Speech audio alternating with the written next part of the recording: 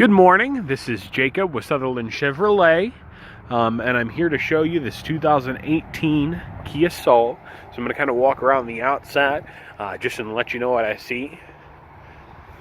So you've got real wheels there. There is a little scratch right there on the body. You can see my reflection.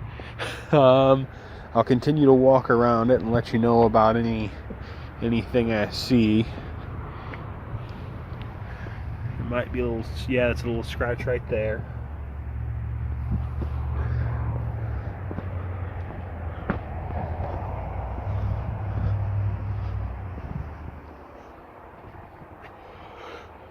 Trying to look for anything else. That's a little mark right there. And then that's part of that paneling they put on there. That's not a scratch. And it looks like there's a little scratch right there on the bumper too. And one right here on the hatch. So, but they are small little scratches. It's gonna happen with a used vehicle. But it's a great looking car.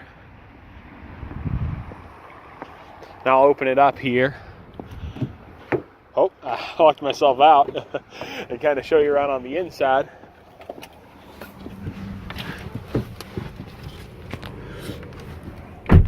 I'm gonna get it started because it's very cold out right now. So, going left to right, okay, you've got power locks, that's your window lock, and then power mirrors, which you flick this little guy left or right, and then you can adjust them like so. Pretty standard stuff nowadays. And then of course power windows, rear. Okay. As I continue to go right, you have your lighting controls here, and then your traction control off there. Generally I would just leave that on. You can see when I press it, there's a little light that comes on over here saying that the traction control is off.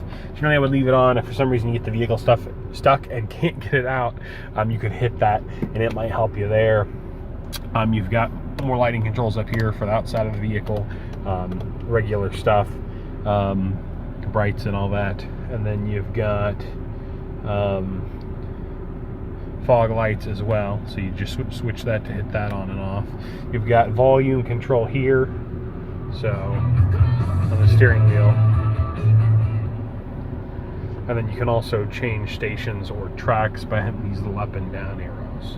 So you have the ability to make calls and voice controls, as far as like saying call Jerry, and then if you have someone in your phone named Jerry, it'll call them. And then it doesn't work as good as like Siri does on the iPhone, but it's a technology that they're slowly updating, and it'll get better over time.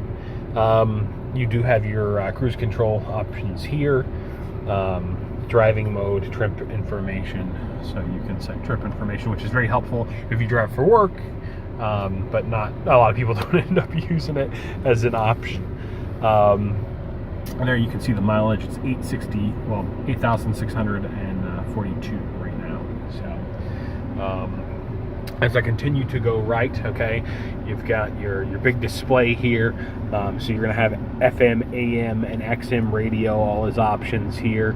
You do have Bluetooth, so you can connect your phone and play music and things off of it. It does have its own little like app store as well, so you can use Pandora, Android Auto, Apple CarPlay, which are very nice. Android Auto and Apple CarPlay are, because you can push your navigation from your phone up onto the screen here, and that way you can control it all from the screen. Don't have to mess with your phone so much.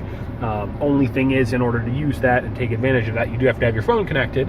I consider that a good thing because it charges your phone, but you know, nowadays everyone wants everything to be wireless. So, and then your air controls, you can actually control them up here if you want to, but you know, standard air controls are down here.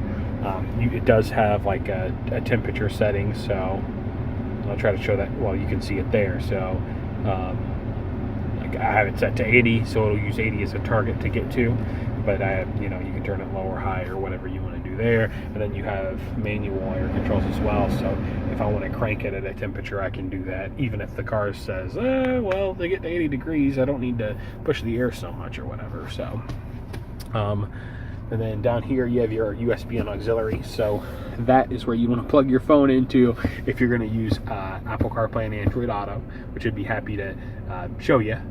And then, you know, shifter down here. There's your emergency brake, 2 cup holders, and your console here.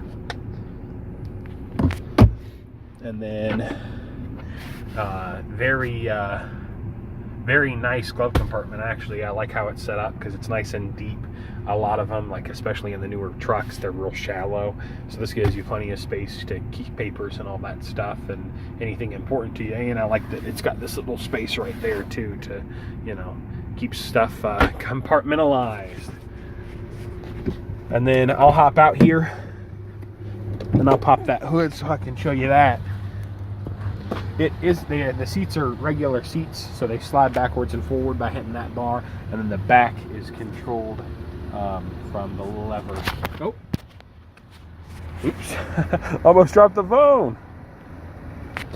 From the lever here, and then this lever pumps the seat upward and downward to get you at a comfortable sitting height for yourself. The seats recline in the back from pressing these little levers in the corners, and they can fold forward. If this is lowered, which I would have to take my phone and off the phone to do. So, oh, you're looking at me now. It folds down like that so that you can house a bunch of space. And I'll show you that space here real quick too while we're back here, so you can kind of get an idea if it would work for you. Now this one does have a little privacy filter right here, and you can also kind of use it as a shelf to keep stuff on because it's nice and sturdy.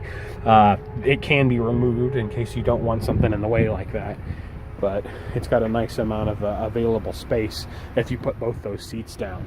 So I wanted to show you that, and then I'll pop the hood here if I can find the latch. There it is. So not a lot to see. They cover everything with plastic now because they don't want you messing with it. But